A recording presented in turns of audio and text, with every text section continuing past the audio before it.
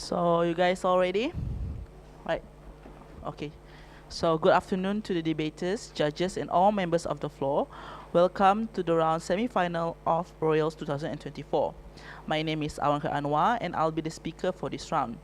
The chair for this round will be Mr. Shafiq Razak, Alex Wong, Declan, Mr. Lee Wei, and Terence Aaron. You may refer to them as a panel. I will introduce the speaker for both the government and opposition. So from the government side, we have International Islamic University of Malaysia.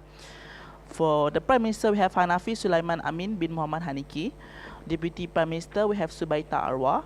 And for Government Whip, we have Hazim bin Muhammad Rizwan. As for the opposition side, we have Universiti Malaysia, B. For the Leader of Opposition, we have Myor Arif bin Myor Muhammad Farid. For Deputy Leader Opposition, we have Vignesh Waran, anak lelaki Sundra Sagar. And for the Opposition Whip, we have Tivagar, anak lelaki Tulasi Nathan. Now, I would like to proceed to give a few general reminders to the debaters here. Please remember to be mindful and civil when giving your POI, since it is done verbally. Be careful not to badger or disrupt your opponent's speech. Please be mindful of the words you use in the debate, and please be respectful to each other to avoid equity concern. We would appreciate it if the speaker are able to conduct themselves professionally to ensure the debate progresses smoothly.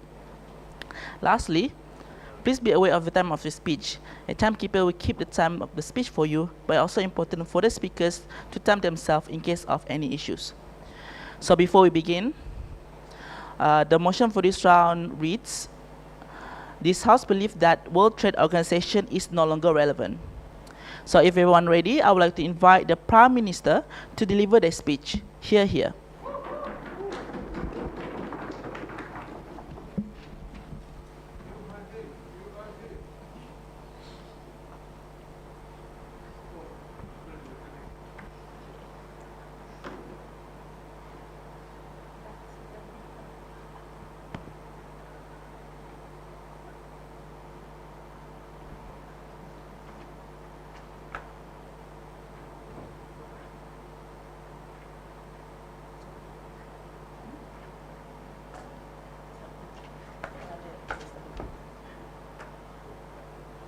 Test. I'll start my speech in three. Oh, sorry. Okay, sorry. I'll start my speech in 3, 2, 1. The WTO might be relevant when everyone is just afraid if Russia will invade me next, basically after the World War II, right? But it's no longer relevant in status quo. We have no one's context. There's several contexts before I begin. The first context is how actually does the WTO operates. 3 prongs. One, note that this is established after, WTO is established after the conflict era, where the main focus is to avoid conflict. This looks like World War II and so on and so forth. Then, but note that right now, countries' goals have now evolved into like 4 prongs. 1, protection of democracy or human rights. 2nd, the developing and manufacturing. 3rd, industrial revolution. And 4th, like there is a lot of empowerment and connectivity already in status quo. We see a lot of trade agreements happening already. The goals of WTO is no longer relevant to countries' new goal. It was relevant in the past. Second context are what are the goals of WTO? 2 things. 1 is to regulate fair trade agreement. What do we mean by the fair trade agreements, right? We have three like metrics how a trade agreement is fair. 1, it is non-predatory context. 2nd, it provides equal benefits to all parties. And 3rd, there is a standardization and clarity of agreement. But second context of goals of WTO is that it provides avenue for free trades and trade deals, right? They collectivize and facilitate trade deals. Basically, they help building contracts, and they also act as a check and balance mechanism. Third context, which is most important, no longer relevant. What are the metrics to this? We provide 3 metrics for something to be no longer relevant. 1, it no longer fulfills the goals that I've just told you. 2nd, it is not adaptable to the nuances of the current geopolitical standard, meaning that it's outdated.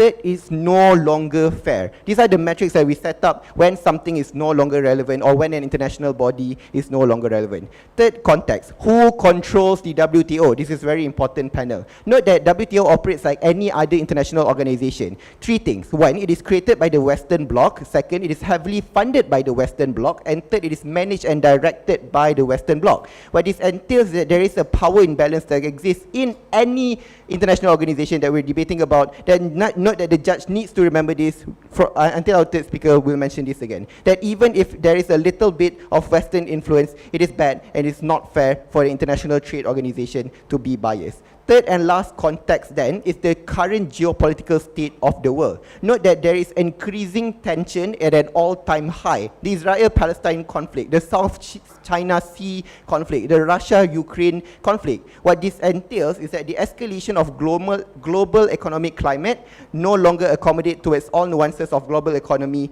We say that this is better solved by regional trade blocs, right? What is the path to victory from government side? The problem is that the current nuances and the state of the world affects free trade, something that the WTO wants to achieve. But the second problem is the incapability of WTO to fulfill its own goals. And the outcome is just simply we have to prove to you that WTO is irrelevant and provide other alternatives or avenue for better trade. What do we defend then? We defend first independent trades, not our context. We already told you that countries have evolved, have empowerment, have connections, means that they can do independent trades without the facilitation of WTO, which is biased. Or second avenue of trades now is regional trade blocs. Note that this is very good. We look like ASEAN, European Union, African Union. Note that they facilitate trade much better because of three reasons. One, it protects the interests of multi-country better. Second, it caters to the nuances of the state. But third, there is no, or being charitable, less power disparity and having, like a country having more say in these regional trade blocs in the first place. Before I move on to my arguments, yes. Hello?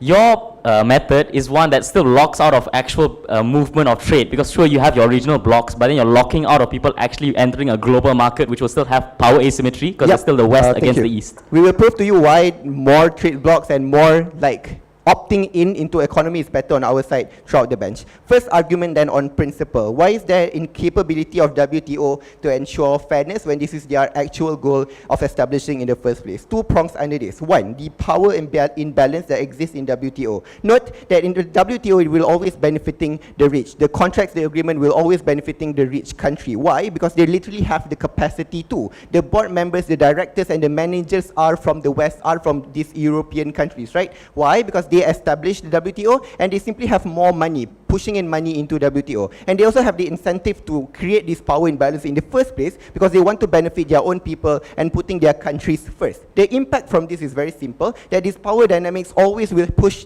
for the rich countries, right? They will disproportionately affect the poor countries. And note that the context of the global world has evolved to not only developing the rich country and hoping for them to help us, it has evolved to making poor countries or lower income countries grow as well. Second prong is that they are unable to adopt to the politics of the state. Note that there is no capacity for WTO to adopt to every specific nuances of political stability or political issues that are happening in particular state, because they cannot deeply understand every nuances in making trades, right? They will make it general that everyone has to abide to certain condition. Note they also have no incentive because their aim is to always facilitate a way that benefits the creators or the people who funds them more. Second argument then is the increasing geopolitical tension in global arena, making it irrelevant. One, note that they cannot adapt to changing economical structure of policy. Note that they have no capacity to adapt to every single tension that is happening in the world, but also the impact is that these unfair trades will be worse, that they don't cater to everyone. Because note, Judge, I'll paint to you a picture. They will only consider on a general value, whether India or Pakistan is stable or who have a better economical stability. They won't see that all the problems that is happening, and therefore they will only prefer India when Pakistan also deserve all these trade rights whatsoever. But second is the protectionism policy of countries in status quo. Know that WTO is this non-protectionism, that they want people to trade. They persuade people, they encourage people to always trade, right? But on our world, we see that several countries, especially after COVID-19, has evolved to becoming more protectionist of every single economy. We say that it no longer caters to every nuances what economy, like every single state needs. That's why our alternative is much better. But preemption government will come up and say that there will be less benefits to like smaller countries. On our world, we say that these regional blocks are now actually expanding to smaller countries. We see like BRICS are expanding to countries like Malaysia and whatsoever because of the demand and like benefits that these small countries also provide.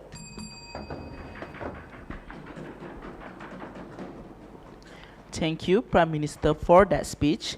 Now I would like to invite the Leader of Opposition to deliver that speech.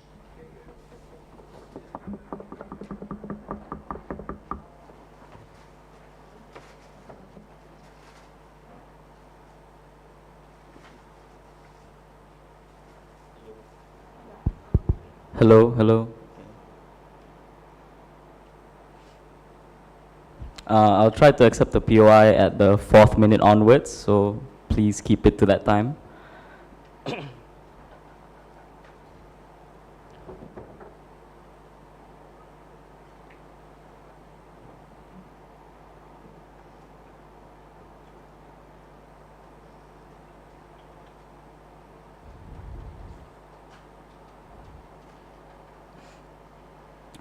Starting my speech in 3, 2, 1. Before I get into my rebuttals, I just want to do some reframing here because they completely lack the nuance and the actual reason why WTO existed in the first place.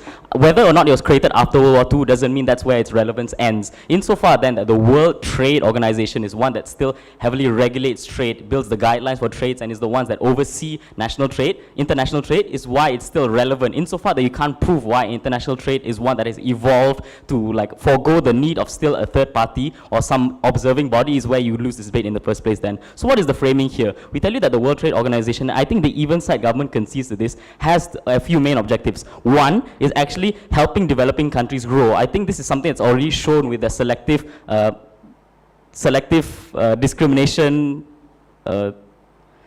differential treatment where they inherently want to benefit countries who are worse off. This looks like Bangladesh. This looks like regions in India that are inherently underdeveloped that would not have access to trade without WTO and its selective and its SDTs. That's already where we told you they're already proving an objective that even side government has pushed in there. What other objectives are there here? I think they tell you then that also they want to fulfill a role where they monitor trade and they also want to have transparency of the trade in and of itself. We tell you this is still important in the current status quo, especially in a globalized world where there's so many trades between different countries. There are bilateral agreements here, there's multilateral agreements there. It's where transparency is more important than ever, especially when there's the nuances of, even side government agrees that there are nuances of the types of relations that countries have. Is especially important then where you need a transparency. You want to know which countries are trading with whom. That's where you can finally like put an end to things like the Israel-Palestine conflict. Because of these things, you actually know who Israel is trading with. You know who Palestine is trading with. This is where you can actively call out and have accountability measures against countries other than just insinuating who is helping who. With the World Trade Organization is where you make these things public and you actually make things transparent in the first place then. So what are the rebuttals here then? They want to say that the World Trade Organization is basically not relevant anymore because they just don't fulfill these roles. I think the framing alone already tells you why it's relevant and it still continues to fulfill those roles. But what else do they tell you then? They say that one example is that, oh, the WTO is like against protectionism and a lot of countries want to be protectionist, especially after COVID, and that's inherently not relevant then because it's not adapting to the current status quo. We tell you then that insofar that the current status quo, at least in some countries, are things that are not good or at least universally good for the rest of everyone, then we're willing to bite the bullet and say, fine, we don't want your protectionism, especially when it's something that's economically bad. Because I don't understand why, especially in a time as bad as COVID, sure, you had protectionism because you didn't want to like spread the disease. But insofar then that that threat has gone, is where you want these protection measures to lift up. Because you need free trade to happen in the first place. You need people to be able to trade with each other, is where you should actually get access to certain things. This is things that are so important. Even if you want to take your COVID, for example, it's where you get the trade of medicine, you get the trade of vaccines, you get the trade of all these medical supplies, which on your side, you're willing to allow these protectionist countries to just continue to hoard, continue to never give out to countries, especially the ones in need. Because it's much easier for countries who have all the wealth in the world to withhold these things and just say, okay, we're only going to give it to select few countries. On your side then, without the World Trade Organizations, these countries will just continue to run rampant, and especially because of the power asymmetry you say, are very likely then to continue to get their way. It's only with the World Trade Organization that you actually get these people to be put in check and you have a check and balance against them. So then I'm going to rebut the argument about what the WTO looks like. They say like, oh, it's full of Western countries and therefore it's Western sided. Why is this not true in the first place? I think insofar then that it's likely to make up like a bunch of countries in the first place. It is a World Trade Organization. Sure, it probably has a lot of Western countries who have a big say. But insofar then that it's the one that has to take into account every country in the world, and especially considering a lot of Western countries now, one, have differing opinions, but also two, the rise of China, the rise of India, the rise of Russia as economical powers has already severely diminished this Western agenda or this Western hegemony that you want to speak of. Insofar then that on your side, the only alternatives that you get direct, like regional trades or bilateral trades, is where power symmetry not only still exists, but is likely to be far worse on your side, because you're still going to have America wanting to trade with smaller countries. You're still going to want to have China trading with smaller countries. Now on your side, there's no third party to check these things in balance there. This is where you get China going into predatory deals with Southeast Asian countries. It's where you get your USA going to predatory deals with Latin American countries, because now they have all the power in the world. There's no third body checking them in the first place. At the worst case on our side, if America still wants to do this deal, the World Trade Organization, even if it's like run by China or something like that, has the ability to check and balance these things and make sure the trades are somewhat equitable, or at least not imbalancedly equitable to the US in the first place then. Before I move into my arguments, PY? Yeah, in the trade deals, there will be third party, like countries that will like check this agreement as well. What is the incentive then to get a proper third party that actually cares? It's likely to be a proxy of the most powerful country there. We tell you the World Trade Organization is the only way you want to get a third party properly. I think your side has to defend no third party at all. Otherwise, it's probably going to be something that's just a proxy or doesn't work as well. You should just argue for the WTO anyway. So what are the arguments then? I think we tell you in my framing one that the World Trade Organization is relevant because it helps these developing countries. We tell you where the SDTs is where you already get people, you get countries to push for actual fair trade with poor regions. Because insofar then there's actually no incentive for any countries to trade with these poor off regions like Bangladesh or India, like the poor parts of India, is where you actually get no solvency on your side. You need the World Trade Organization to not only monitor and make sure these things are regulated, but to facilitate this in the first place. Insofar then that you take government's worst case, where the World Trade Organization pushes people to make deals they don't want, we tell you that's a bullet we're willing to bite, insofar that it's pushing for fair trade. It's pushing for these richest countries in the world to have to trade with these poor countries for mutual benefits. We tell you then countries should not have their own choice. They should do what is best for the world in the general. Second then, about more scrutinized policies. I think I already touched on this, but insofar then that you actually have a regulative body, that one that is subscribed to by the entire world and one that is publicly viewed, is where you're likely to get more scrutiny on the policies and trade agreements actually made. What does this lead to then, and why is this important? Because you actually get fairer trade guidelines. It's where you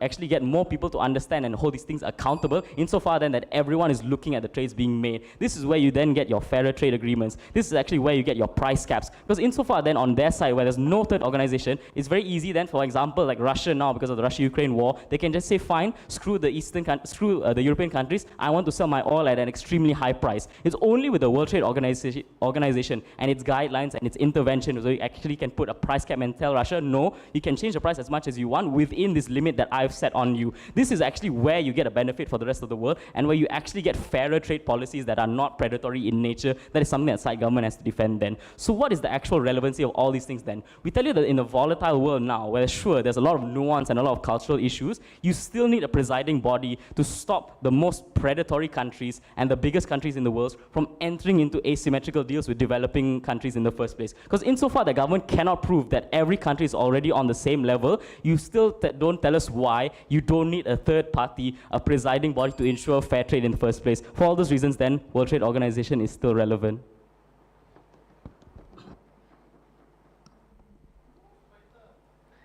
Thank you, Leader of Opposition, for that speech. Now I would like to invite the Deputy Prime Minister to deliver that speech.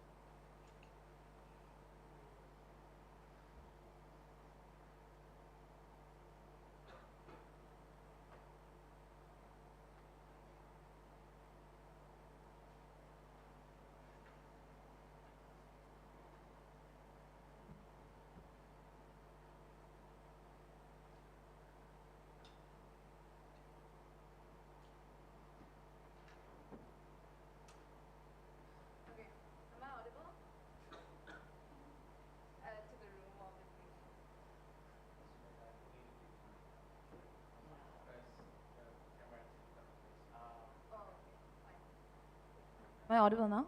Okay. Starting my speech in three. Starting my speech in 3, 2, 1. The moment in time when you allow an organization, the WTO, and despite what Muir says, is controlled or influenced even by one person, by a Western bloc, is the time where we have predatory labor market prices for countries like Bangladesh, the same countries that Muir wants to protect in his ideal world. I'd actually love to live in Muir's world where WTO has been relevant and has been able to function in its full capacity. We would not have sanctions on China. We would not have predatory prices for South American countries. We would not have countries literally going into African countries and encroaching upon their rights just for the idea of free trade. That is why we stand for regional blocks over WTO that is unable to protect a single interest of a particular country, but moreover, we stand for economic empowerment of each and every country out there, and that is the world that we need to protect. Because understand, this debate is not about whether a third party is important or not. It's about whether WTO is relevant in its capacity to function as a whole and fulfill the goals. Because yes, we agree on all the goals that WTO has able to come up with. While we agree that the access of market to exist has been done or has been contributed to WTO, it is no longer relevant in trying to protect the same practices that it allowed the access to begin with. Which is to say, a bit of context setting again, right? We told you that the reason why WTO existed in the first place because there was a lot of disconnectedness within countries, which means that there was not a lot of regional cooperation. But secondarily, if you look back at when WTO was functioning at its full capacity, a lot of these countries did not have the economic empowerment that it needed to begin with. Countries like Bangladesh, countries like India did not have the economic empowerment because it did not understand a lot of its rights and understand how to actually voice out those needs within the global market. That is why Walmart can come into my country and literally have wage for $2 per hour and still get away with it. And even to this day, WTO, who has been responsible to at least establish standards for labor market prices and global stability, failed to protect these countries and failed to protect the same goals that Muir talks about, right? We agree that these goals existed, but the reality is that it failed to protect the goals because of the power influence that exists. You cannot ignore the power influences as to, if you look at simply how WTO functions, right? Number one, it has a panel of people, right? It obviously has a panel of people that it got. But if you look at how Trump literally restructured the panel to the point where it's incapacitated and it's paralyzed to create any terms of regulation. This is why even in 2024, you have no regulation on how data trade can look like within this, right? This is why WTO has no regulation of what data trade can look like. This is why you have countries like America putting sanctions on data trade and whatnot, because there's a lack of regulation and a lack of a regulatory vacuum that exists within WTO, which is why, again, it failed to protect, and that is why irrelevant. But two, it looks like countries having to vote, which is to say, right now, within the idea that there's so much global interest, there's so much conflict of interest that exists because of geopolitical tension. We do not think it is possible for countries to even agree on one single thing because of the fact that all countries have different interests.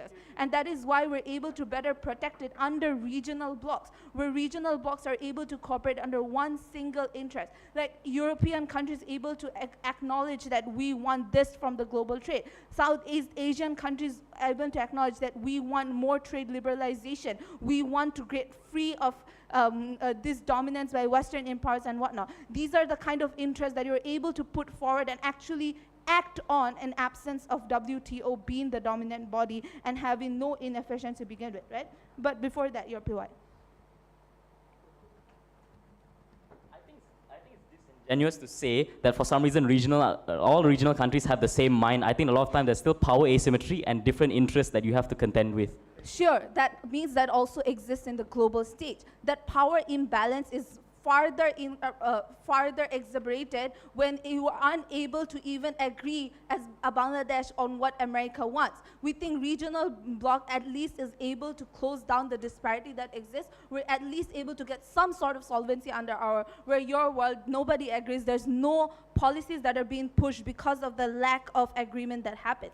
But in terms of protectionism, they tell you, oh, protectionism is bad. We think that protectionism is what allowed these countries, number one, to achieve the economic empowerment that they wanted in terms of, so if, for example, if Bangladesh has a policy that is very protectionism, it's because it wants to protect the people's lives on the ground.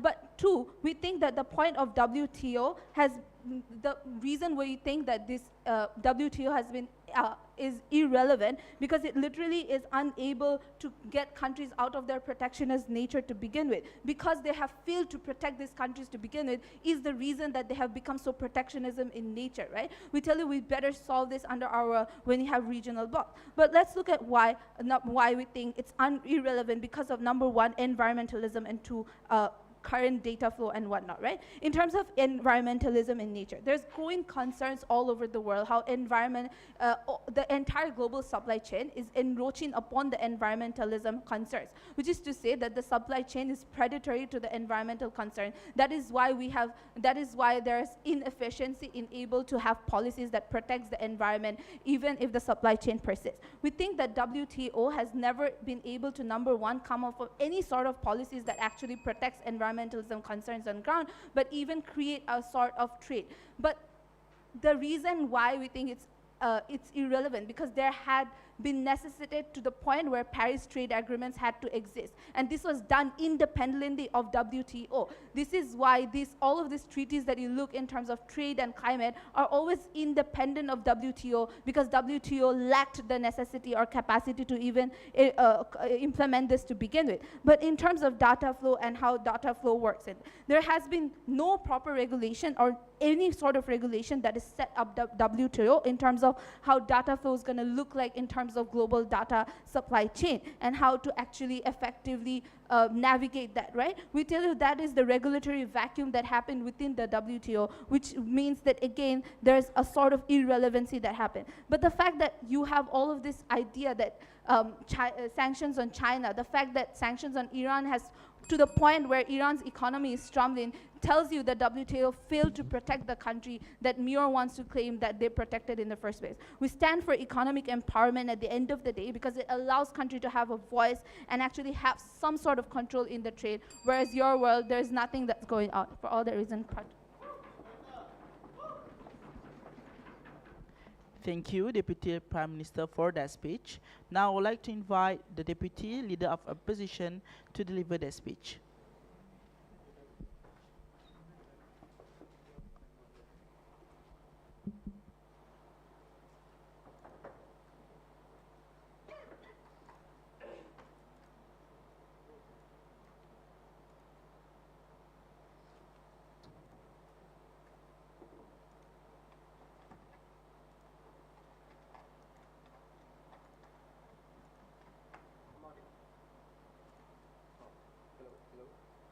Hello. Okay.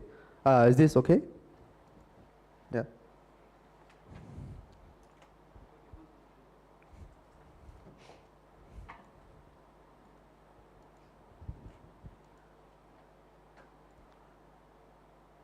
Three, two, one. Chair and panel, I woke up today with a slight fever. Maybe that fever was because I took the wrong medicine or I was in contact with someone that was sick. Government would probably tell you that this is the WTO's fault, seeing the stretch of the case that they are saying and blaming on the reasons as the WTO being bad. I have a few layers of response. The first is I just want to take out the 4 minutes of deputy speech because the claims that come from them are just completely untrue. Number one, that sanctions and bad deals are made because of the WTO and bad labor policies exist because of the WTO. I want to immediately call this out as untrue. I think even if you're someone that doesn't understand economics, the words the World Trade Organization implies a certain nuance of things. Those things probably aren't sanctions, which aren't regulated most of the time. These are bilateral things that are imposed by a country. Maybe the UN has some say on that. But second, it's probably not about wage. That's probably where the IMF comes in and tries to regulate wage theories and stuff like that. So I'm sorry that people are getting paid $2 an hour in certain parts of the world. I don't see why it's the WTO. This is a relevant part of the debate at all. The second thing I want to talk about is, even if that is true, I am unclear why this is something that is the fault of the WTO and not the competing interests of actors that act in the world. Subaita mentions that African region has huge asymmetry of power. But I want to immediately rebuke this as being a consequence of the WTO. Number one, because of the Wagner's Russia group that penetrates countries like Niger and says that we'll give you the Wagner military support in exchange for the minerals that come for your country. Number two, because of the excessive amounts of influence that exist within these people, independent of the WTO's presence. Countries like the US and China competing for greater amounts of influence within the region. These things happen independent of the WTO panel, number one. But number two, it becomes a burden push onto government because they need to answer why the power asymmetries go away on their side. Their response towards this is to skirt away and say that trading blocks can exist regionally. Three problems with this. Number one, how does this contend against the greater presence of Western influence or China's influence, for example? So maybe it is true that these people have a huge amount of power asymmetry. You are contending with a smaller scale actor who might be ASEAN or the African Union. You need to explain how they can contend better than the WTO and what comes out from your speech. The weighing here is simple. The fact that the WTO has greater amounts of Western presence in it, but number two, that there is competing interest from actors like Russia, China, India, South African, Brazil, who are all growing economies who have a great stake in the world, then that is the point where the WTO becomes a better regulator and arbitrator in these circumstances where there's a power asymmetry. That's a question from your speech that they never answered. It's too late for Hazim to save it in whip. The second thing I want to talk about is this idea of the influence of the West being a big thing. Number one, it's not the 1950s anymore panel. China is the biggest exporter of goods to the international economy. If you look at that map, it will show you that a majority of countries that trade these days are with China. So at the very least, there is a competing incentive within this thing. Number two, that there are other actors that are developing as well. But number three, the point where there are competing biases here, it takes down the majority of their case. Sure, actors go in with a bias or preconceived notion. The point where the WTO is an amalgamation of these biases is the point where there'll always be a voice to check and balance trade deals. So if the US is going to a trade deal with Bangladesh, that is good because a representative from China will call out the asymmetry in power that comes from the US. If the China is going into a trade deal with Pakistan, that is good because the actors who are representing the United States will call that out as well. On their comparative, this is where China says to Bangladesh, for example, to enter trade deals that are horribly asymmetrical in power. This is why WTO is the one that led the biggest trade deal for Bangladesh's economy, the SBB. But thirdly, never mind the thing dropped, but thirdly, it is the very fact that people get into these negotiating things via the WTO in the first place. Forums and discussions that exist exclusively because of the WTO's presence. So not only does the WTO better facilitate discussions panel, but they are also a prerequisite towards getting into discussions in the first place. Third thing, on this idea of protectionism being good and open economies are bad. Subaita says that it is good and then you have economic agency via this. As an economic student, this is untrue. Number one, you get economic agency via trading with countries. This is probably an amalgamation of the capital on an economic scale that you get and your ability to leverage that via trade deals, which comes exclusively via being a more open economy. Number two, you don't protect the interest of your own people by being a closed economy. You are very likely going to go into an inflationary spiral for the very reason that the money is only circulated in your economy and you can only use goods that come from your economy. But number three, if you don't export your goods, other countries don't want to export to you as well. This is independent of the existence of the WTO, but in the event that the WTO does exist and acts as a check and balance to encourage you to trade more and more, that is probably the point where even if these countries are inherently protectionist, the fact that the WTO nudges them to be slightly less protectionist is a net good because they have greater amounts of trade and lower inflation. Sure.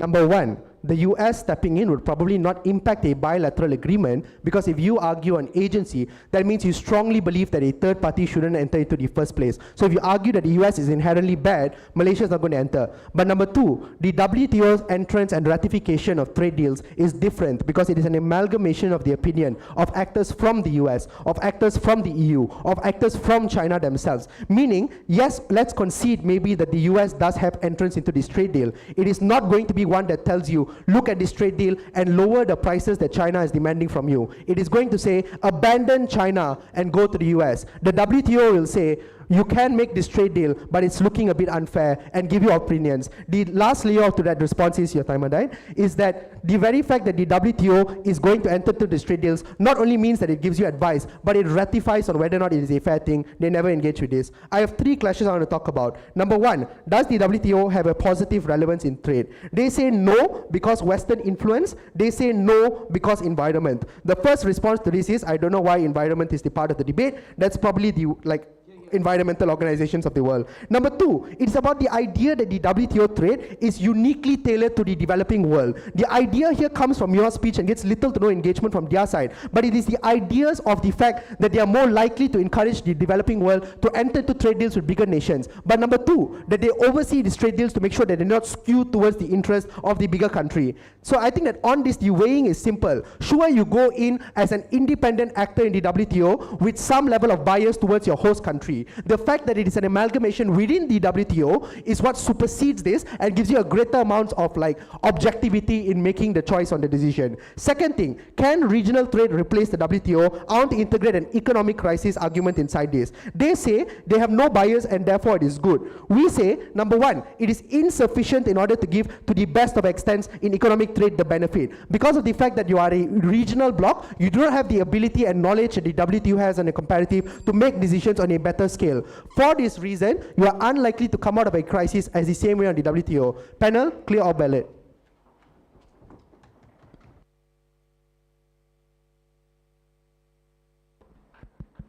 Thank you, Deputy Leader of Opposition, for that speech.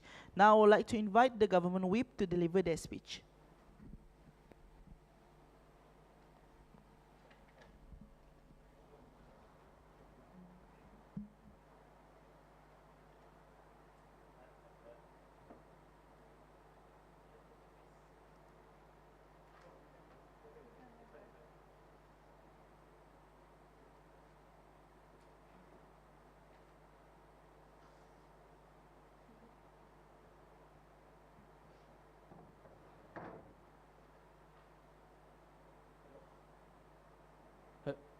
Okay.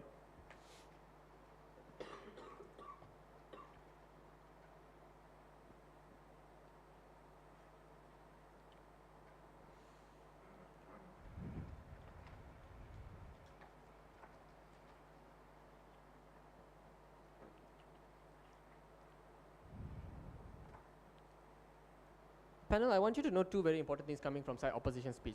Firstly, they tell you that how WTO maybe is an amalgamation of the Western influence and how they've helped these developing nations gain agency in the world. Secondly, they also concede to the fact that, you know what, there is an ability for countries now to have regional importance, and they push it aside by saying that, oh, it's still insufficient to actually develop these nations. I then push to you the questions that you need to consider yourself. How did BRICS exist? How did ASEAN exist? How are they major developing regional blocks within these current status quo development world in absence of the WTO, in absence of their help? Sure, we agree WTO was relevant back then when the world was disconnected. This is our framing panel. Note that it's important. It is important to know WTO was good when it was disconnected, when there were barriers, when people didn't want to mix around, when they couldn't trust countries. But now, in this global era of globalization, when people can make trades, by the way, which are transparent, you know to a certain extent who US is trading with, who Malaysia is trading with in the global spectrum because of the developmental of the world in status quo. This is something the WTO did back then due to the disconnectivity, but now it is no longer relevant in status quo. Hence why our framing is the most charitable and the most important in this debate. Secondly then, they try and push to you how regional blocs are unsuccessful. I challenge them by proving to us how ASEAN is unsuccessful, how EU is unsuccessful, through the facts that they firstly take into consideration the nuances of their particular region, and B, they're able to now pick and choose which policies they want through their own lenses. We push to you the burden that you have to prove how a third party will know the nuances of these particular regions when you already concede that there is Western influence within the thing. Their speech, right, panel, very importantly, you gut check this. They told you that that, hey, the WTO is there to check and balance the rise of China and Russia. That is why my POI is so important. You need to weigh this out, but I'm telling you, the importance of people's autonomy and independence of what they trade with is more beneficial than whatever promises the WTO can give you. Sure, they argue to you that WTO will come pat you on the back and say, hey, you know what, maybe don't take this trade deal with China, maybe don't take this trade deal with Russia. But who are they to say this when internal people within the region, within Malaysia, within these economic regional blocks know better the nuances of the country? America doesn't know that Indonesia is the top rubber producer in the world. They don't know that. Sure, they can argue that there are people who in the WTO who have that ability, but we question to you at the extent of the ability within WTO, which is better? You weigh this out, panel. The fact that regional people know their country better, know their economy better, versus Western influencers. Maybe they can argue there's one person in WTO who knows Southeast Asian trade, right? So for that framing, at this point of the speech, right, panel, you have to weigh out the ability and notice in our speech, in our team, that we've given to you the importance of how WTO is no longer relevant in this current status quo, when we've proven to you the importance of people being autonomous, being independent, who know what they fight for within that particular region. Secondly then, right, we posit to you who is better and why WTO is no longer relevant when it comes to developmental of nations, right? Two things in the thing. Firstly, on issues of how transparent WTO can be, notice how all trade deals in this current status quo are always publicized. You know that Malaysia joined BRICS. You know that EU has made a new trade deal with other European nations. You know all these things which allow these particular countries, even the small ones, to plan for that circumstance, to make their you make the economic policies cater to that particular shift in the economic spectrum in the global stage.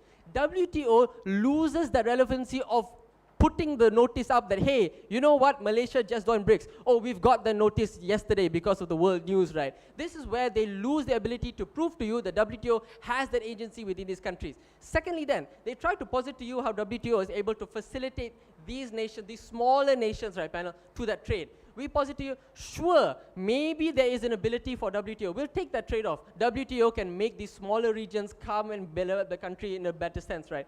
Subaitas already told you how that inherently is harmful due to the amalgamation as what they proved to you of how Western influence is there. You have people in Bangladesh now, sure, they get open trade with the US, but it's a very predatory rate. It's a rate that actually enforces and helps WTO in the long run, or to a certain extent doesn't benefit the country in the long run of economic development. What is better is to put this in the hands of people within the community, within these regions, who have the ability to better cater to people on the ground and the nuances on the ground of that particular region. And thirdly then, notice how they push the burden on us, how there's going to be no aspect of change when it comes to WTO being not relevant. We proved to you in our speech down the bench that how there's three things we give to you. We allow the protectionism policies of countries to flourish and allow them to better cater to within the regions. And secondly, even if you don't buy the protectionism, the fact that countries are allowed autonomy, the fact that countries now have the ability to pick and choose who they trade with without another regulatory body controlling them or influencing a large muddle of people influencing them, is what we give to you exclusively on our side. But sure, Vignesh. Hello. So your claims are contradictory. Which is it? Does the WTO not become relevant because of the fact that everyone has access to information? Or is it that the WTO cannot give information to people because no one has information? Right. We've proven to you extensively that sure, there is a lot of information, but we're being charitable here. Even if there's a lack of information, the ability for countries to choose, and that's why Hanafi's points are very important when it comes to the principle, who they try to trade with, what is the best interest of their particular region, and region is the best. Secondly then, let's do some weighing, right, panel, what's more important when it comes to the benefits. Firstly, you need to know that when it comes to our regional blocks, the importance is given to that particular state actor, those particular regions as a whole. They give to you a third party that comes in and meddles with other influencers of other countries, right? Maybe we'll take them at their best. Maybe there's no meddling. Maybe there's everything's very charitable and benevolent on their side. Why are we still better? Three things. Firstly, the abilities for countries not to be influenced at all is what is something principally required within these particular regions. Secondly, now the ability for countries either to A, make the regional trades better because of due to proximity reasons. You're no longer being influenced by the WTO to trade across the region, transatlantic trades with the US or Russia or Europe. You now focus on developing your particular bloc and making it flourish to A, enhance the ability for that particular region to trade better, to make it a strong economic bloc within that region without cutting away and taking away resources from other aspects of your region. And thirdly then, you then have to weigh out the relevancy of WTO when Subekata comes up to you and proves to you how there's data sets and data structures that are no longer within the WTO regulatory framework. The WTO cannot adapt to particular nuances and changes due to the framework being able to just maybe facilitate agency within the countries. We prove to you that by A, proving the ability for countries to either function on their own data sets, their own ability, autonomy, we give the better autonomy, better trade deals, and most importantly, the relevancy of WTO is only to the extent of disconnectivity, not in the current status quo. For all those reasons, thank you. Thank you, Government Whip, for that speech. Now, I would like to invite the Opposition Whip to deliver their speech.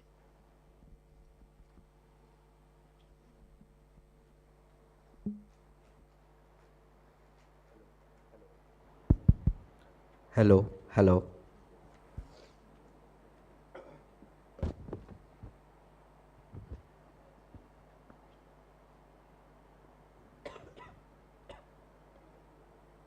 Hello. All right. Hello. Okay. Hi.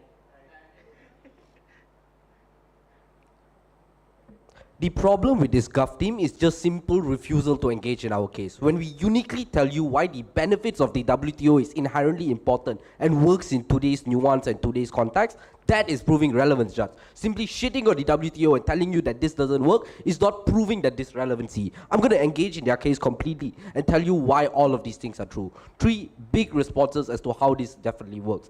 Firstly, on the question of white hegemonies, I have 3 responses to this. Their logic is that they say that they will be funded and controlled by the Western Bloc so that there is a power imbalance. Note firstly that while your WTO is actually something that is heavily affirmed by policies, the way of governance is some that is through regulations and through policies that you already have. Bro, you're an international trade regulator. Your operation by itself cannot be one that is biased in the first place. You have to be an impartial body that is governed purely by policies. Western influence is not something that matters within this instance. Secondly, even if you have Western Bloc control, here's where we take that bullet. We tell you there's going to be check and balance in the affirmation of your WTO in the first place. This is when you have regulators from other member states. You have member states that have voices within WTO formation before passing off any forms of trade regulations in the first place. This is a check and balance towards your hegemonies in the instance that you do affirm that it does exist. That is why WTO have the unique ability to foster your multilateral agreements. When Azim questions you how they'll know about the culture, ask the Indian guy, ask the African guy in your member state, they'll likely have that voice to voice out. But even if they don't, that is why Mio's argument is one that is extremely important towards the prerequisite to unlocking trade agreements in the first place. Independent of the WTO, you're not going to have this multilateral trade agreement. It is extremely likely that you will be parties towards a bilateral agreement. I'll prove to you why these bilateral agreements are then going to be bad. The third thing is that they tell you the response towards these white hegemonies is our counterfactual of having regional trade blocs. 2 reasons as to why this is bad.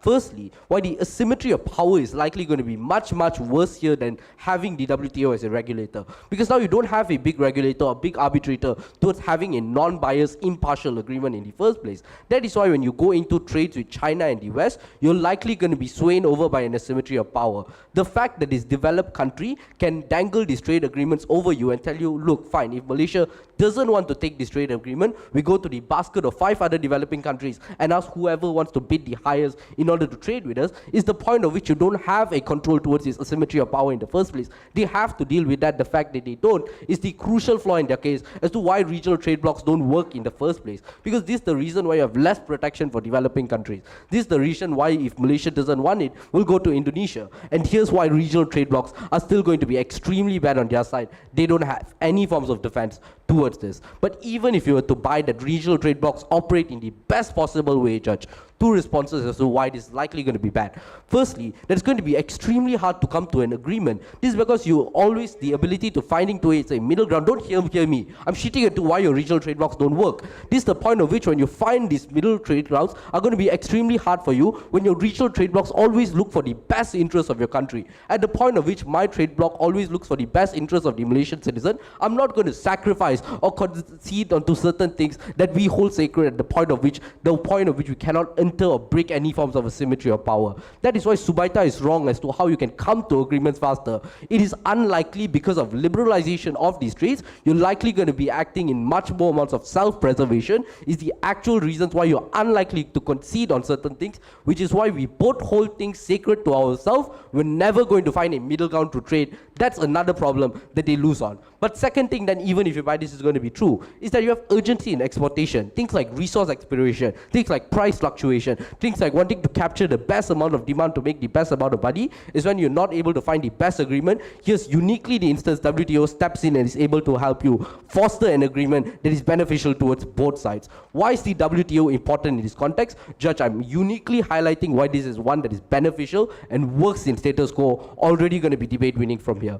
Firstly, on the perception of interpreting contracts, your WTO doesn't look at who benefits. They don't look at if China wins or Russia is going to be more beneficial. They interpret contracts based on policies and regulations that they already have. That is why you read in line with policies is the reason why you faster agreements much more better in the point of which having these non-biased politics. But second thing then, on terms of globalization, where you have the expansion of your global supply chain, the WTO is the unique ability to bridge your countries in the first place. Your relevancy in fostering multicultural agreements uniquely happens here. Before I move on to killing off their case on the second and third policies, do you have any POIs? Are you saying that any country across the world cannot have the same agency to trade with anything given the fact that data is already irrelevant in status quo? No, they have the agency to trade with anyone they want, but these policies are likely going to be asymmetry of power. If you want to go into a country and trade with China, it's probably when you have to suck China off in order to get the benefit that China wants. Either they'll go to another developing country if they can get a much better price. WTO regulates this at the point of which they have policies, which is why you have fair agreements towards these developing countries. Even if you don't buy this, Judge, second response towards protectionist policies as a whole. Government says this is good. We say the WTO regulates its protectionist policies, which is why it's even better. We tell you when AstraZeneca in the US refuses to export to Africa because of things like racism, the WTO regulates this, and the clause is telling you that there's going to be fair deals. Your CCZ mining, in which your WTO helps in breaking off that singularity, is something that is important in helping these policies reach developing countries in the first place. But I want to point out there's a contradiction in their case as well. They cannot say we want to uphold protectionist policies, but in the same case say that we want regional trade blocks and these trade blocks will be much better. Because note that countries will still gatekeep, countries sell to the highest amounts of bidders. You are having protectionist policy within this instance, the countries are probably still going to act in their inherent bias. Your multilateral agreement in status quo become toxically bilateral, which is why you age on countries on survival. What I prove here is that the regulation that you have in status quo always allow for benefits towards developing countries at the point of which you allow the WTO to have that relevancy. But third thing then, DPM says in the 6 minute that the WTO don't look at environmental concerns. Firstly, yes they do. The slip-aways and ideas of the Paris Agreement are things that they implement within their policies, things like their carbon zero as well, so that they have these policies that they do analyze. But secondly, even if they don't, this is firstly not debate winning, but secondly, your regional blocks are much worse because they're very likely to trade off things like environments. What is our objectives? How we prove this relevance within our debate, making this extremely clear towards opposition. Firstly, on terms of developing countries, we tell you uniquely because of SDT policies that your WTO implements is the reason why Bangladesh is able to trade in the first place. Without these SDT policies to help them elevate their status economically, they were unable to trade with the US. The only reason they can trade is because the WTO help you. That is the reason why Uruguay wrote to the Doha Development Agencies are things that exist right now. Secondly, we tell you in terms of monitor and trade transparencies, we tell you it's scrutinized by the boards, tell you by member states, come in Mio and Vicky. Thirdly, power to enforce through policies, fourthly, foster cooperation. Very, very clear out. Thank you, Opposition Whip, for that speech. We will now move on to the reply speech portion of the debate. To begin the reply speech, I would like to invite the opposition reply speaker to deliver the speech. Here.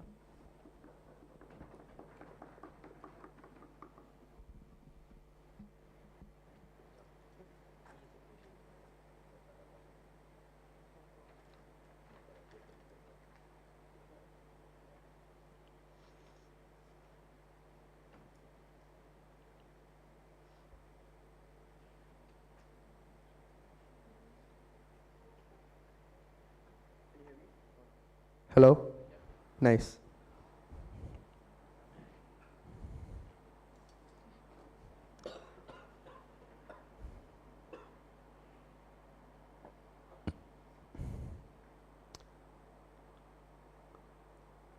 three call-outs at the top of my reply speech before I get into the clashes. The first is to call out the tension that comes from the side of government. I want to note that the POI that I asked was crucial for engagement panel, because it is simply problematic when this Gov team contends that the reason that the WTO is no longer a necessity is because everyone has information and everyone has perfect knowledge to make deals. But they then say that the reason that the WTO cannot give these countries advice is because they don't know that Indonesia exports rubber.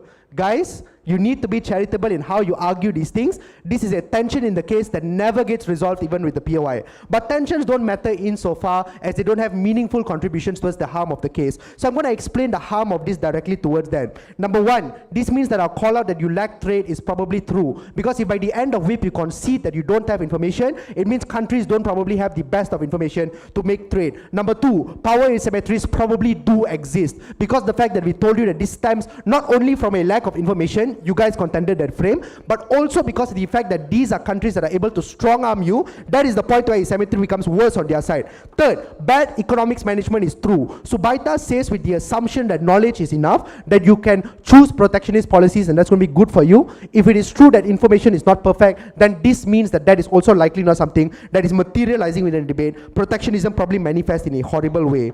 The second is to call out the lack of engagement. Panel, we gave you a plethora of things. Number one, how the WTO has an objective to help developing countries, about how they monitor trade, about how they enforce rules better, about how they foster cooperation between these nations and act as a prerequisite towards agreements. We talked to you about the STD policies in Bangladesh. We talked to you about how you never would have gotten these things absent of the WTO. What is their response? Oh guys, power asymmetry is so bad. The third thing to call out then is they never give a comparative that is meaningful within the debate. I want to note that saying a block is enough to trade doesn't A, answer if the extent of trade is enough. B, never answers as to whether or not it is compromised by influence. Because if you're principally against bias, you are principally against the bias that exists within a block. But C, they never explain what these blocks look like. At some point it is regional blocks for the first two positive speakers and we engage with that, but then they are talking about BRICS in the last speech. I think that there's a severe lack of clarity coming from this team. Third thing to call out then is on this idea of WTO is bad because WTO is compromised politically and this bleeds into the clash. So the first thing then is the WTO going to be meaningfully compromised. They say Western influence is bad, therefore even if there's 1% influence it's bad. I want to note, beside being incredibly low bar, that if you remove the debater land from these words, that a 1% influence of an actor is probably good because that is the prerequisite towards not being biased against that actor. But number two, we tell you already that this is something that is not true within status quo. Weigh this simply, panel, by the fact that they assert that is the West in WTO, West in WTO, West in WTO. We meaningfully walked you through by explaining that other actors have a significant market share in the economy, no engagement towards this, no engagement towards why China, who is the biggest exporter in status quo, is going to be a meaningful presence in the WTO. But the third is to note that they never gave a comparative towards how they reduce power asymmetries. So maybe it is true that there is bias in the WTO that's Western hedge. The fact that it still calls out China, still calls out Russia, still calls out actors that aren't the West, means on a net weighing, at the counterfactual where they get no callouts, we get some callouts, and that weighs us above them in the first place. But given that we've analyzed you why the bias is probably not that true, an amalgamation of all viewpoints is probably going to be there, we win on this clash. Second, power asymmetry and fairness in trade. They say you cannot contend better and the WTO is bad because West. They say that the prerequisite towards fair trade is knowledge. How do we contend? Number one, we say the knowledge you get is probably not that good enough, no response. Number two, we say that the prerequisite probably isn't knowledge. China doesn't care if you know that they're lying to you or not, they're going to keep lying to you. We explained that the WTO is a unique actor that comes in and helps with this. But the second, they completely not respond to what Mio said about how specialized trade deals are exclusively because of the WTO to help the developing world. This lack of response cost them the debate because by the end of it, the aid to Bangladesh still stands with no meaningful contribution coming from them as to how they get this better. The aid to the developing world still stands with no response to them. It is a clear off ballot.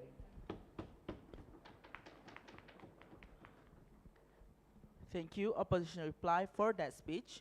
To close out the debate, I would like to invite the government reply to deliver the reply speech. Test. We changed the government reply, by the way, but yeah. My name is Hanafi.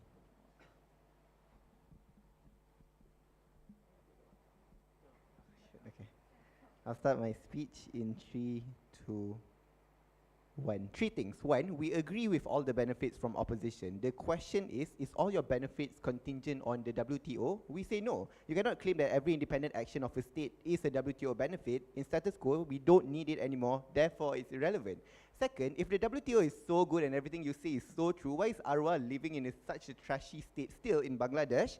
And why are continuing. Third, yes, it have helped Bangladesh in the past. WTO was good. Right now, if we remove WTO, buruk sikulah tak apa, but still Bangladesh will still have trades. It's irrelevant because Bangladesh can still trade.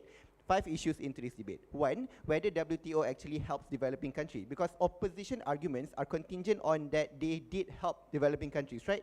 One, judges, check your notes, because I was tracking. There was no analysis why they will help developing countries to become better, but we say that this is a lie because of 4 reasons. One, there's no standard labor practices in status quo. Arwah told you that. Second, the benefits will always be unfair. Third, they don't cater to the nuances. But fourthly, where is this benefit, right? If they told you that WTO is so good, where is it? But even if they help, right, the help is still better on our world where nuances are catered off via using these blocks. The wing here is that our alternative is better with less risk of intervention, so therefore side government. Second, will countries will still trade without WTO? The answer is yes. Note that there will still be a demand of needs and resources. There will be an expansion of global supply, power projection, trade blocks still exist. You said that India wouldn't trade. India is literally in BRICS, right? It is untrue what Mio said that WTO is the only reason what leads to trade with developing countries. The way here is very simple. We will have more trades than them actually when countries are given the sovereign right to choose who they want to trade with without all the necessary regulations set up by the Western Bloc. Third issue then, will there still be accountability on our side? Because opposition say the only accountability measure is a third party, which is WTO. 5 different alternatives for accountability, which Hazim already told you, by the way. Regional bloc parties that have interest in them. Second, other economical blocs that have vested interest. Other countries that have vested interest. They already also said that. International law, ICJ, UNSC, UNGA, all are act as accountability measures, right? The wing here is that, sure, you have a lot of third parties mingling, right? But is that good? We say that it's not good because it removes economic sovereignty, which we argued from first. But second, too much nuances, it will be too much nuances to cater to, making it inefficient, right? Fourth issue then, which side ensures sovereign economical rights to state? This is my principle, the protection of sovereignty for them to choose who they want to trade with. 3 things under this. One, we allow the states to choose who they want to trade and how they want to trade. Second, better nuances in the terms of and condition. Because note that what Mio said, that WTO will say no to very important regulations that they want to set up. This is when they impose Western-based ideologies on this regulation, right? Because it's not accommodating to the nuances like what government want. The way here is that our immediate benefit in status quo is that one, we have sovereignty of economical trade, but second, we escape bias regulation that the WTO will block off certain trades that we want to do because they think that, oh yeah, this is wrong under our Western perspective. Their immediate benefit is that trade for Bangladesh. We already told you that Bangladesh have trade is no longer irrelevant. If you remove WTO, Bangladesh will survive, right? Arwah's here. But last issue then, even if you don't believe anything and even everything is a wash, which is a more efficient third party, right? We say that regional trade blocs do not have to compromise to every global citizen, every global world in the world. It is faster trade agreement. It means urgency is also on our side. There's less people you need to consult. And in the words of Malaya, clear government ballot. Thank you, Government reply, for that speech. That marks the end of the debate. The judges will now make the decision on the side who wins the debate.